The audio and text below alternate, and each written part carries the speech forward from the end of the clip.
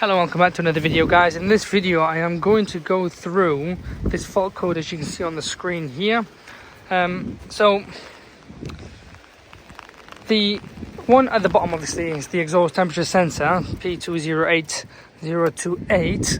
Now on this 2.1 diesel engine I'm going to show you roughly where it is so you guys can get into it. You have to remove this, all these, okay?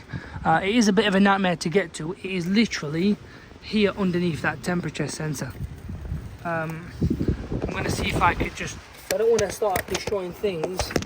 I'd like to show you guys this way if I can. Well, I can't really, it's a bit of a ball ache, but it's literally underneath here,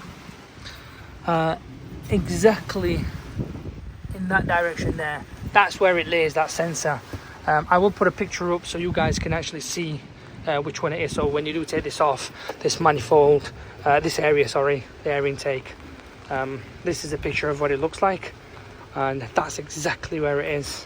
So as you can see, it's literally this one on the edge, it's this one here, this sensor here on the edge, that's where it is, right at the corner here.